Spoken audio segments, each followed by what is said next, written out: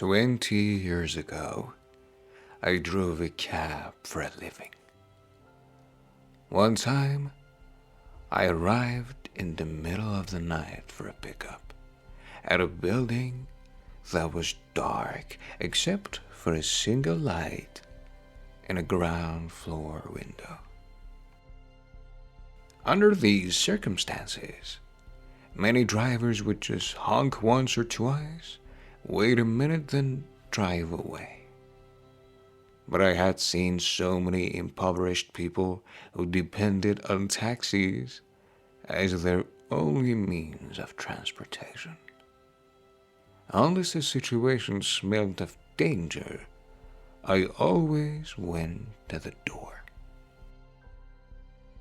This passenger might be someone who needs my assistance, I reasoned to myself.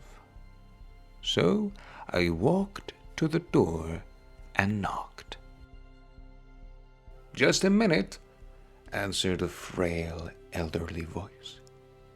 I could hear something being dragged across the floor.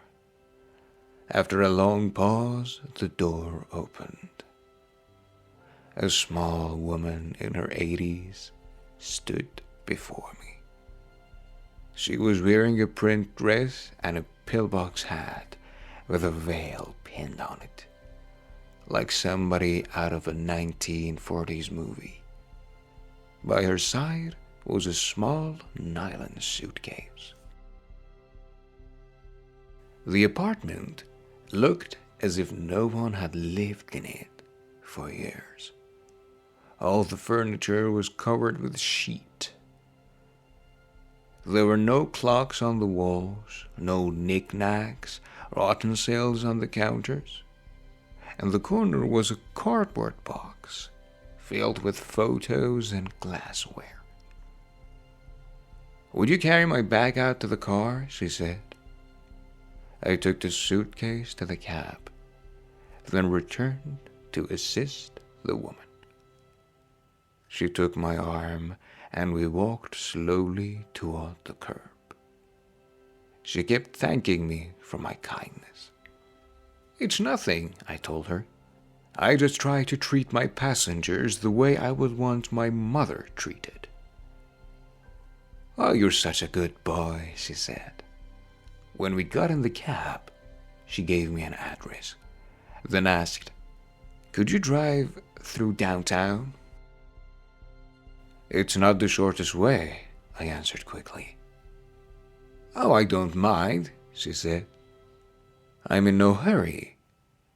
I'm on my way to a hospice." I looked in the rear view mirror. Her eyes were glistening. "I don't have any family left," she continued. "The doctor says I don't have very long." I quietly reached over and shut off the meter. "What route would you like me to take?" I asked. For the next 2 hours, we drove through the city. She showed me the building where she had once worked as an elevator operator. We drove through the neighborhood where she and her husband had lived when they were newlyweds. She had me pull up in front of a furniture warehouse that had once been a ballroom, where she had gone dancing as a girl. Sometimes she'd ask me to slow in front of a particular building or corner and would sit staring into the darkness, saying nothing. As the first hint of sun was creasing the horizon, she suddenly said, "I'm tired, let's go now." We drove in silence to the address she had given me. It was a low building, like a small convalescent home, with a driveway that passed under a portico. 2 orderlies came out to the cab as soon as we pulled up. They were solicitous and intent, watching her every move. They must have been expecting her. I opened the trunk and took the small suitcase to the door. The woman was already seated in a wheelchair. "How much do I owe you?" she asked, reaching into her purse. "Nothing," I said. "You have to make a living," she answered. "There are other passengers." Almost without thinking, I bent and gave her a hug. She held on to me tightly. "You gave an old woman a little moment of joy," she said. "Thank you." I squeezed her hand, then walked into the dim morning light. Behind me, a door shut. It was the sound of the closing of a life.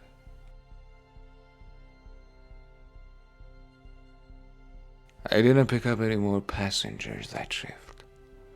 I drove aimlessly, lost in thought. For the rest of that day, I could hardly talk. What if that woman had gotten an angry driver? Or one who was impatient to end his shift? What if I had refused to take the run, or had honked once, then driven away? And a quick review, I don't think that I have done anything more important in my life. We are conditioned to think that our lives revolve around great moments.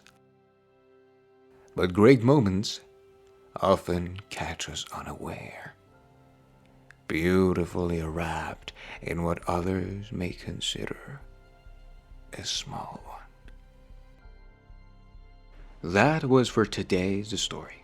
Please leave a like, and if you wanted to hear more stories, please subscribe to Storytime channel.